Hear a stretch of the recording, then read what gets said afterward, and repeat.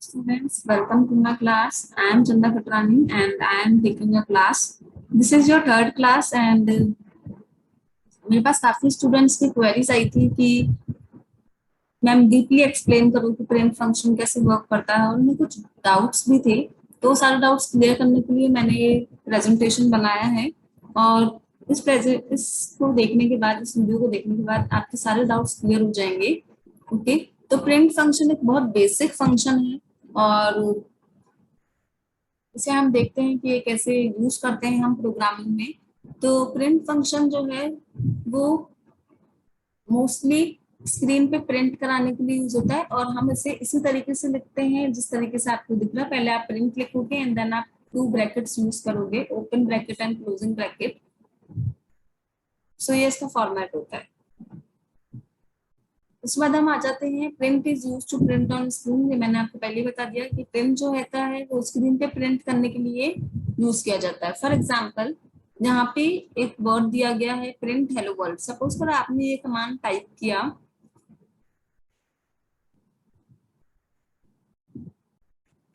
Print hello world. अगर आप command type करते हो तो आपके पास जो आउटपुट आएगा वो आएगा स्क्रीन पे, ब्लैंक स्क्रीन पे लिखा हुआ आ जाएगा हेलो वर्ल्ड। उसके बाद हम बात करते हैं प्रिंट डबल क्वोट्स के अंदर डॉलर डॉलर हेलो वर्ल्ड। तो जो इसका आउटपुट आएगा वो आ जाएगा हेलो, बिल्कुल एज इट इज आएगा जो डबल कोट्स के अंदर लिखा हुआ है, तो ये आ जाएगा। ओके, अब प्रिंट को जो लिखने का तरीका होता है वो हमेशा ये होता है कि प्रिंट, उसके बाद हम ब्रैकेट्स यूज करेंगे एंड उसके बाद हम ये डबल कोट्स यूज करेंगे। डबल कोट्स को यूज करना बहुत जरूरी है। अगर आप इन डबल कोट्स को ना ब्रैकेट्स को लगाना भूल जाते हो तो ये आपका सिंटेक्स एरर कहलाएगा। सिंटेक्स एरर का मतलब होता है ये हम ग्रामेटिकल एरर बोल सकते हैं कंप्यूटर लैंग्वेज में, तो ये सिंटेक्स एरर कहलाएगा, जिसे हम इंग्लिश में ग्रामेटिकल एरर बोलते हैं। मींस जैसे आप इंग्लिश ग्रामर को यूज करते हो इंग्लिश को लिखने के लिए, आप कभी भी ऐसा नहीं लिख सकते ग्रामर में एम आई, आप हमेशा ही लिखोगे आई एम। आप कभी भी ऐसे नहीं लिखोगे this is the wrong way to write English, am I, this is the wrong way. So जैसे हम इंग्लिश ग्रामर में ग्रामर को यूज करते हुए हम इंग्लिश को लिखते हैं, वैसे ही यहाँ पे कंप्यूटर में जब हम कमांड्स लिखते हैं तो हमें कंप्यूटर की ग्रामर को मानना पड़ता है और उस कंप्यूटर की ग्रामर को हम सिंटेक्स बोलते हैं। अगर आप सिंटेक्स को फॉलो नहीं करते हो तो वो कहलाता है सिंटेक्स एरर। तो आप अगर डबल क्वोट्स को लगाना भूल जाते हो और आपको कैसे लिखना है प्रिंट फंक्शन विंडो में जहाँ पे आप टाइप करोगे, तो प्रिंट आपको ये कर्ली ब्रैकेट्स यूज करने हैं, आप open bracket and close bracket, और उसके बाद आपको इन ब्रैकेट्स के अंदर जाकर के डबल क्वोट्स जरूर यूज करने हैं। अगर आप डबल क्वोट्स के बिना कोई टेक्स्ट टाइप करते हो तो वो सिंटेक्स एरर दिखाएगा। ब्लैंक स्क्रीन में एक ब्लैक कलर की स्क्रीन आ जाएगी जहाँ पे प्रोग्राम का आउटपुट आता है और वहां पे आपको दिखा देगा सिंटेक्स एरर। तो उस सिंटेक्स एरर को रिमूव करने के लिए आप यहाँ पे वापस आ सकते हैं जहाँ पे आपने कोडिंग कर रखी है और आप वहाँ पे देख सकते हैं कि आपने क्या एरर।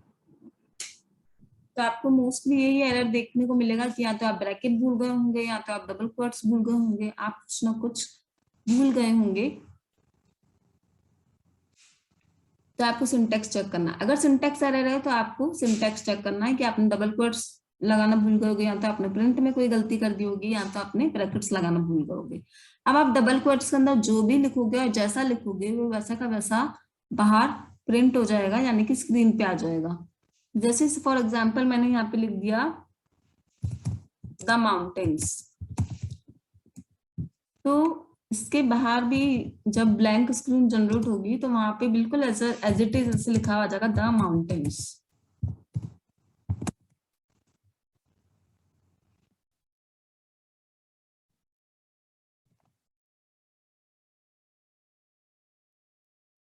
अब आप समझ गए होंगे कि हम प्रिंट को कैसे यूज कर सकते हैं। मैंने आपको बहुत डीप में भी समझा दिया कि हम प्रिंट फंक्शन को कैसे यूज कर सकते हैं। अच्छा, प्रिंट फंक्शन में हम मोस्टली ये सारी चीजें बहुत ज्यादा यूज करते हैं। ये जो टैग्स हैं स्लैश एन स्लैश टी, ये बहुत ज्यादा यूज करते हैं। तो इनका क्या मतलब होता है वो बता देती हूँ। जब आप कभी भी स्लैश एन यूज करते हो तो इसका मतलब होता है न्यू लाइन। मीन्स अगर आपने पैराग्राफ लिखा है, कंटिन्यूसली पैराग्राफ लिख रहे हो और अगर आपने बीच में स्लैश एन लगा दिया तो मीन्स जो इसके बाद लिखा हुआ है वो नई लाइन से शुरू हो जाएगा। फॉर एग्जाम्पल आपने यहाँ पे लिखा द माउंटेन्स और उसके बाद आपने स्लैश एन लगाया। स्लैश एन लगाने के लिए हम हमेशा डबल क्वोट्स यूज करेंगे और उसके बाद आपने लिख दिया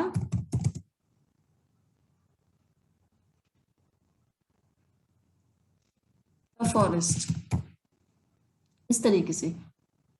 और ये सब कुछ हमने लिखा है प्रिंट फंक्शन के अंदर। प्रिंट, आप प्रिंट फंक्शन के अंदर आप जानते हो कि आप डायरेक्ट आप डबल क्वोट्स ऑलरेडी यूज करोगे। तो अगर आपने डबल क्वोट्स ऑलरेडी इसको लिखने के लिए यूज कर रखे हैं तो आपको यहाँ पे डबल क्वोट्स लगाने की जरूरत नहीं है। तो the mountain slash n the forest, तो जो इसका आउटपुट आएगा वो आ जाएगा, आउटपुट आ जाएगा द माउंटेन्स फर्स्ट लाइन पे। और मैंने आपको बताया था कि स्लैश एन के बाद जो भी आएगा वो नेक्स्ट लाइन पे आ जाएगा। तो नेक्स्ट लाइन पे क्या लिखा हुआ आ जाएगा, द फॉरेस्ट, तरीके से। तो इसलिए हम स्लैश एन को यूज करेंगे इस तरीके से।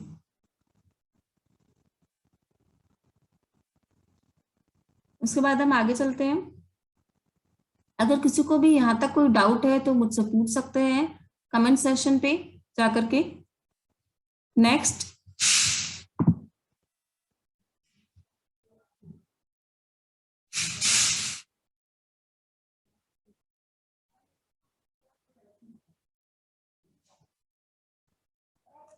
नेक्स्ट है for new line use slash n. मैंने आपको पहले ही बता दिया कि हम न्यू लाइन के लिए स्लैश एन यूज करते हैं। Slash n use to print on new line, print hello slash n world. आपको इसका आउटपुट मुझे खुद बताना है कि इसका क्या आउटपुट आएगा। उसके बाद हम आ जाते हैं टी पे, स्लैश टी पे। अभी स्लैश टी क्या करता है, स्लैश टी यानी कि हॉरिजेंटल टैब, और इसका मतलब होता है कि 5 कैरेक्टर्स की स्पेस छोड़ना, 5 to 6 कैरेक्टर्स की। ओके, सो फॉर एग्जाम्पल मैंने यहाँ पे लिखा है जैसे I slash t m slash t Chanda. तो इसका मतलब ये है कि जब सेंटेंस टाइप होगा तो आई टाइप हो जाएगा, फिर टैब का डिस्टेंस मिल जाएगा यानी कि 5 to 6 कैरेक्टर्स का डिस्टेंस मिल जाएगा एम, फिर वापस से 5 to 6 कैरेक्टर्स का डिस्टेंस आ जाएगा एंड फिर जो आपका नेम है वो यहाँ पे लिखा हुआ आ जाएगा। इस तरीके से आपको यहाँ पे आपका नेम लिखा हुआ दिख जाएगा। तो जो अभी आपने लिखा है वो एक तो लिखा हुआ दिख जाएगा आपको, दूसरा आपको स्पेस 5 to 6 कैरेक्टर्स की स्पेस मिल जाएंगे। यानी कि अगर आप इसका आउटपुट देखोगे प्रोग्राम टाइप करने के बाद प्रिंट में, तो इसका आउटपुट आएगा आई स्पेस 5 to 6 कैरेक्टर्स की एम दीपक। इस तरीके से आपका कुछ भी आउटपुट, मतलब इस तरीके से आपका आउटपुट आ जाएगा। 5 to 6 कैरेक्टर्स की स्पेस छोड़ के आपका जो टेक्स्ट है वो प्रिंट हो जाएगा।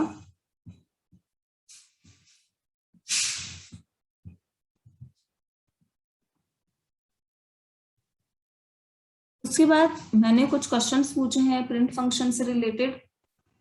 अब आपको ये क्वेश्चंस बताने हैं, इसका आंसर मुझे बताना है। कुछ क्वेश्चंस का आंसर मैं बता देती हूँ और बाकी क्वेश्चंस जो मैंने आपसे पूछे हैं उसके आंसर्स आपको खुद को बताने हैं।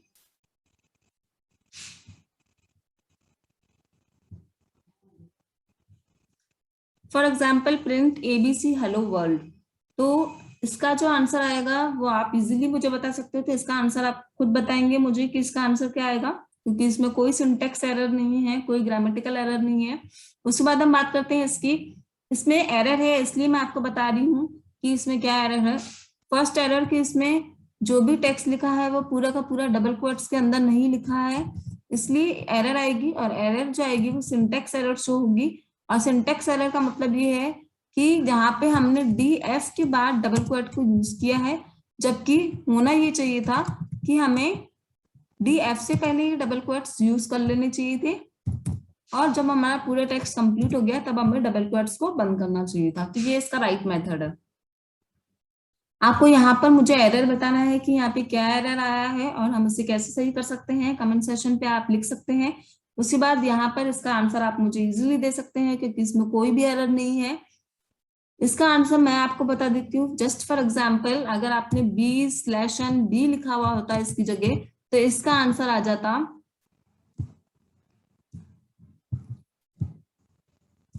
B फर्स्ट लाइन में, और उसके बाद नेक्स्ट लाइन पे इसी के नीचे लिखा हुआ आ जाता B, क्योंकि हमने /n यानी कि न्यू लाइन यूज कर दी है। उसके बाद हम आ जाते हैं प्रिंट ABC/TWER। अब इसका क्या आउटपुट आएगा? इसका आउटपुट आ जाएगा ABC। मैंने आपको पहले बताया था /T 5 कैरेक्टर्स की स्पेस दे देता है, तो 1 2 3 4 5 कैरेक्टर्स की स्पेस देने के बाद ये TWER को प्रिंट करा देगा। उसके बाद हम आ जाते हैं प्रिंट /n। अब आप देखो /n को डबल क्वोट्स में यूज नहीं किया है, मीन से एरर है। अगर हमें इसको सही आउटपुट देना है, इसका आउटपुट आना चाहिए, तो /n को हमें डबल क्वोट्स के अंदर ही लिखना है, और S को भी अपन को डबल क्वोट्स के अंदर लिखना है। जिनके आंसर्स मैंने दे दिए हैं उनके आंसर्स आपको बताने हैं और मुझे कमेंट सेक्शन पे लिखना है। आप मुझे कमेंट सेक्शन पे लिख के बता देंगे।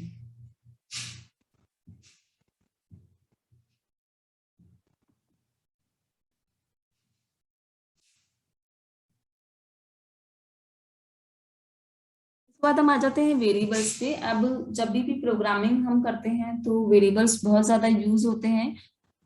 वेरिएबल्स को बताने से पहले मैं आपको पाइथन में प्रिंट फंक्शन प्रिंट यूज करके बता देती हूँ कि प्रिंट फंक्शन को कैसे यूज करते हैं। क्योंकि कई स्टूडेंट्स को प्रॉब्लम ये होती है कि वो पढ़ लेते हैं, थ्योरेटिकल पढ़ लेते हैं, लेकिन उन्हें प्रैक्टिकल करने को नहीं मिलता है और उन्हें ये भी नहीं समझ में आता कि प्रैक्टिकल परफॉर्म कैसे करना है। तो पहले मैं प्रिंट फंक्शन कैसे प्रिंट करेगा और कैसे हमें सॉफ्टवेयर को यूज करना है, तो पहले मैं वो बता देती हूँ। सबसे पहले आपको यहाँ पे जाके सर्च करना है। आप यहाँ पे पाइथन को सर्च करेंगे, जो मैंने आपको सॉफ्टवेयर डाउनलोड करना सिखाया था। अगर आपको सॉफ्टवेयर डाउनलोड करना नहीं आता है तो आप मेरे पहले वीडियोस में देख सकते हैं कि मैंने ये सॉफ्टवेयर कैसे डाउनलोड किया है। आप इसमें यहाँ पे जब ये आइडियली जो इसका वर्जन आइडियली है वो आप यूज कर सकते हैं।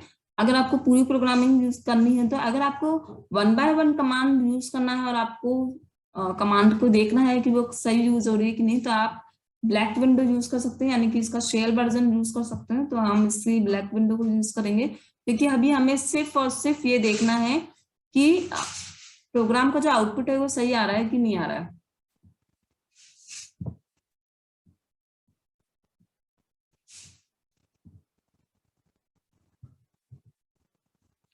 मैंने यहाँ पे आपसे कुछ क्वेश्चंस पूछे थे, इसका आंसर आप मुझे यहाँ पे आप खुद देख सकते हैं प्रिंट में टाइप करके।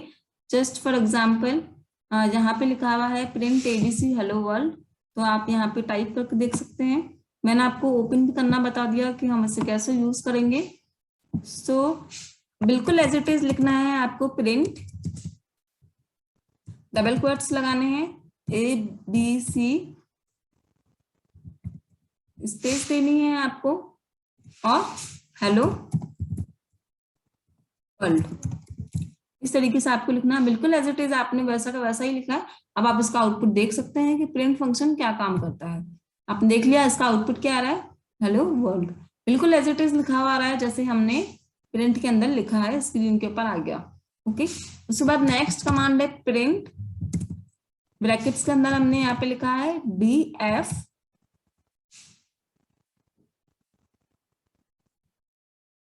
सॉरी ब्रैकेट्स के अंदर हमने लिखा है GG और ब्रैकेट्स के बाहर लिखा है DF। अब आप देखना है कि ये सिंटेक्स एरर शो करेगा। देखो यहाँ पे आपको देखने को मिल रहा है सिंटेक्स एरर लिखा हुआ आ रहा है। यहाँ पे मैं आपको बताती हूँ, अगर आपको देखना है कि आपके प्रोग्रामिंग में कौन सा एरर है तो आप यहाँ पे जाके देख सकते हो। बिल्कुल यहाँ पे लिखा हुआ आ रहा है सिंटेक्स एरर, दिख रहा है आप सबको?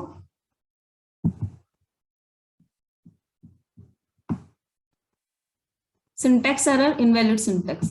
जैसे ही आपको ये सिंटेक्स एरर दिख जाए और अगर आपने गलती से भी टाइप में मिस्टेक कर दिए तो आप समझ जाओ कि आपकी ग्रामेटिकल एरर है और कोई बहुत ज्यादा बड़ी एरर नहीं है, तो आप वहां पे जाके देख सकते हैं। इवन इसमें आपको ये भी बताएंगे कि एरर कहाँ पर है। तो देखो यहाँ पे इन्होंने बता रखा है कि एरर कहाँ पर है। ये साफ साफ बता रहा है कि लाइन 1 में एरर है, तो आपको लाइन 1 पे जाना है, चेक करना है। और इवन इन्होंने ये भी बता रखा है कि जहां पर एरर है, जहाँ पे इन्होंने ये बता भी रखा है कि ये कहाँ पर एरर है, दिख रहा होगा आपको। तो आपको ये एरर सही करनी है। इवन जब हमारा प्रोग्राम का आउटपुट आता है तो ये सब बताया जाता है कि लाइन 1 में यहाँ पर एरर है, इस तरफ एरर है, और कौन सी एरर है वो भी बता दिया जाता है। तो आप अपनी एरर खुद रिमूव कर सकते हैं।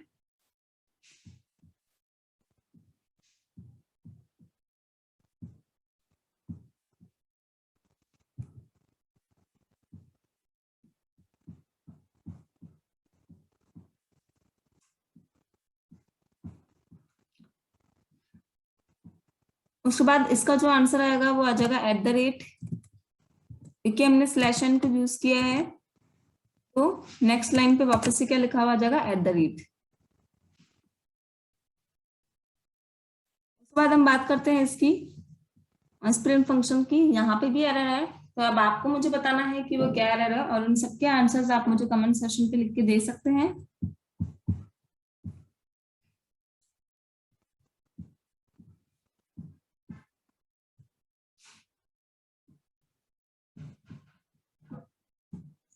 नेक्स्ट हम पढ़ेंगे वेरिएबल्स के बारे में। अब वेरिएबल्स क्या होते हैं? वेरिएबल्स होते हैं कंप्यूटर की मेमोरी को नेम देने को हम बोलते हैं वेरिएबल्स। जब भी हम कंप्यूटर की मेमोरी को नेम देते हैं तो हम उसे बोलते हैं वेरिएबल्स। फॉर एग्जांपल, जब भी जैसे कोई चाइल्ड का बर्थ होता है तो आप नामांकन करते हो, आप उसको कोई ना कोई नेम देते हो, और आप बहुत सोच समझ के नेम देते हो, डिसाइड करते हो।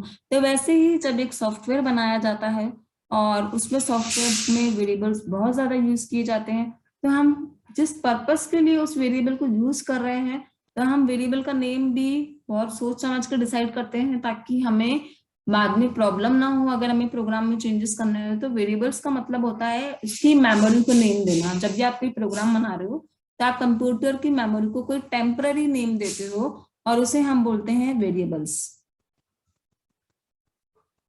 अब मैंने यहाँ पे आपको शो भी किया है कि कैसे कंप्यूटर की मेमोरी कैसे दिखती है। तो कंप्यूटर की मेमोरी इस तरीके से दिखती है, ब्लॉक्स में डिवाइडेड होती है वो। और इसकी जो सबसे स्मॉल यूनिट होती है कंप्यूटर की मेमोरी को मेजरमेंट करने की, वो होती है बिट।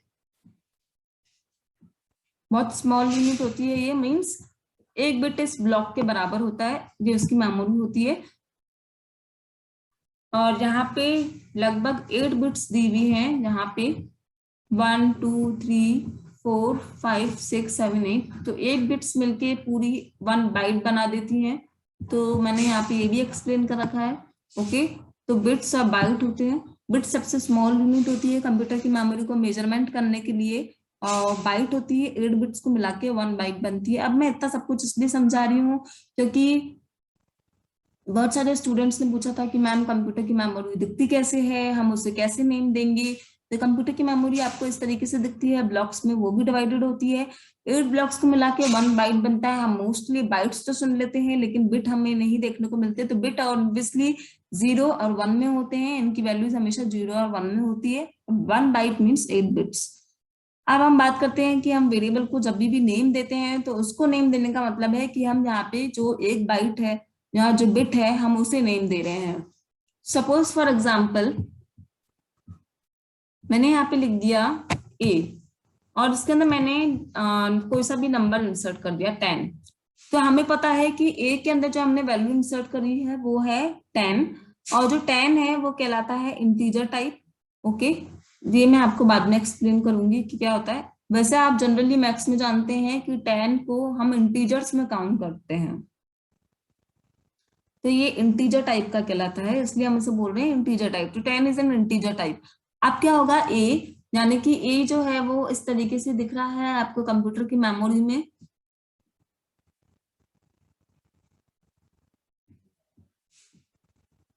ए जो है बिल्कुल इसी तरीके से दिखता है कंप्यूटर की मेमोरी में, जैसे आपको यहाँ पे दिख रहा है। ए इज इक्वल्स टू 10 मीन्स ये कंप्यूटर की मेमोरी है, और हमने इसको टेम्पररी नेम दिया है ए। हमने इस कंप्यूटर की मेमोरी को टेम्पररी नेम दिया है ए। और उसके अंदर हमने इंसर्ट करा है 10, तो ये यहाँ पे सेव हो जाएगा 10। ओके। और अगर आपको कंप्यूटर की मेमोरी को नेम देने हैं तो आप और भी कोई सा भी नेम दे सकते हो। नेम कैसे देने हैं ये मैं आपको बताऊंगी नेक्स्ट स्लाइड पे, कि आपको कंप्यूटर की मेमोरी को नेम कैसे देने हैं। जैसे कि हम रूल्स यूज करते हैं, जैसे हम किसी भी पर्सन को नेम देते हैं तो हमको पता होता है कि हम कैरेक्टर्स यूज करेंगे, उसके बाद या तो हम नेम देंगे तो इंग्लिश यूज करेंगे या तो हिंदी वर्ड्स यूज करेंगे, बट उसके अलावा हम नंबर्स कभी भी यूज नहीं करते हैं, सिंबल्स कभी भी यूज नहीं करते हैं। वैसा का वैसा ही सेम प्रोसीजर है कंप्यूटर की मेमोरी को नेम देने का।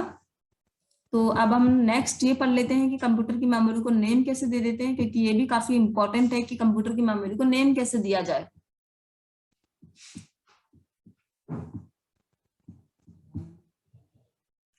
How we give names to memory. अब आप नेम्स कैसे दे सकते हो मेमोरी को। वेरिएबल का मतलब होता है मेमोरी को नेम देना।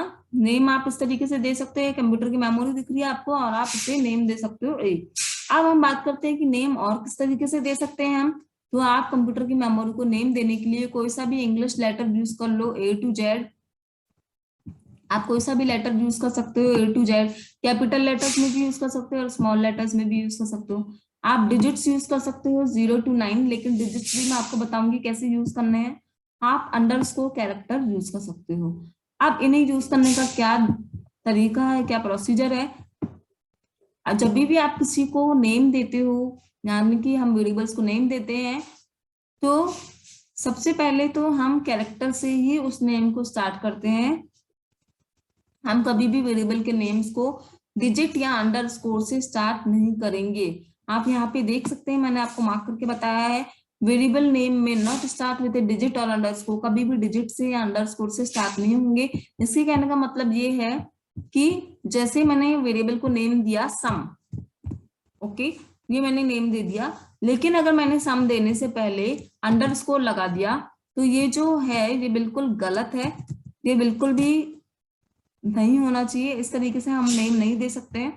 दूसरा, अगर मैंने यहाँ पे कोई इससे पहले नंबर यूज कर दिया और फिर मैं सम लिख रही हूँ, अगर मैंने इस तरीके से वेरिएबल को नेम दिया है तो ये भी टोटली रॉन्ग मेथड है। हम वेरिएबल को नेम कैसे देंगे, जैसे सपोज करो अगर आपको सम के बाद अंडर स्कोर या 12 यूज करना है तो आप पहले सम लिखोगे, मीन्स आप पहले कैरेक्टर को ही यूज करोगे। सबसे पहला एस तो आना ही चाहिए, सबसे पहला कैरेक्टर ही आना चाहिए। उसके बाद हम 12 और UM लिख सकते हैं। यहाँ आप ऐसे भी लिख सकते हो, सम 12 लिख सकते हो। यहाँ आप बिल्कुल पॉसिबल है कि आप ऐसे भी लिख सकते हो, sum underscore. So it is this is possible, लेकिन सम अंडरस्कोर के बाद भी 1 2 ऐसा कुछ आना चाहिए, क्योंकि हमारा जो वेरिएबल है ना तो अंडरस्कोर से स्टार्ट होता है और ना ही हम उसे अंडरस्कोर पे एंड होने देते हैं, तो ये भी बहुत रॉन्ग है। ना तो वेरिएबल अंडरस्कोर से स्टार्ट होगा, ना वेरिएबल अंडरस्कोर से एंड होगा। अगर आपको अंडरस्कोर यूज करने हैं तो आपको इन बिटवीन ही अंडरस्कोर को यूज करने हैं। ये एकदम करेक्ट मेथड है अंडरस्कोर को यूज करने का। तो स्टूडेंट्स आपको बहुत अच्छे से याद रखना है कि अंडरस्कोर हम सम में पहले तो यूज कर ही नहीं सकते हैं, ये तो बिल्कुल गलत तरीका है। लेकिन अगर आपने इसे बाद में भी यूज किया है तो ये भी बहुत ही गलत तरीका है, ये भी वैलिड नहीं माना जाएगा, ये भी गलत ही माना जाएगा। अगर आपको इन बिटवीन यूज करना है तो आप डेफिनेटली यूज कर सकते हो। उसके बाद अगर आपको इन बिटवीन भी यूज करना है तो अंडरस्कोर को अगर इन बिटवीन यूज करना है तो आप एक ही अंडरस्कोर यूज कर सकते हो, आप 2 अंडरस्कोर्स भी नहीं यूज कर सकते, ये भी रॉन्ग मेथड है।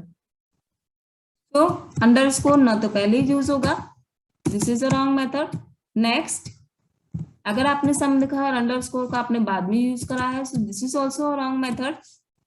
नेक्स्ट, अगर आपने इस तरीके से SU लिखा है और उसके बाद आपने अंडरस्कोर 2 बार यूज किया और M लगाया है, तो ये भी रॉन्ग मेथड है, this is also a wrong method. So ये नहीं होना चाहिए, बिल्कुल भी नहीं होना चाहिए। आप इसे इस तरीके से लिख सकते हो, sum underscore 12, this is a valid. हम इसे ऐसे भी दे सकते हैं, सम अंडरस्कोर QW। इस तरीके से हम वेरिएबल्स को नेम दे सकते हैं। सो आई होप कि आपको समझ में आ गया होगा कि आप वेरिएबल्स को नेम्स कैसे दे सकते हो।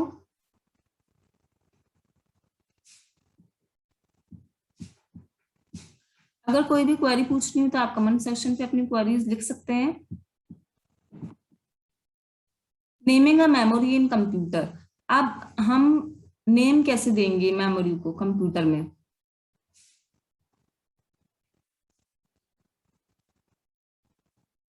मैंने आपको बता दिया कि हम कंप्यूटर में नेमिंग कैसे करेंगे मेमोरी को कंप्यूटर में। और उसके बाद अब हम यहाँ पे आ जाते हैं विच वेरिएबल नेम इज करेक्ट।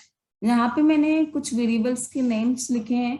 अब आपको मुझे कमेंट सेशन में बताना है कि कौन कौन से वेरिएबल्स के नेम्स करेक्ट हैं और कौन कौन से गलत है।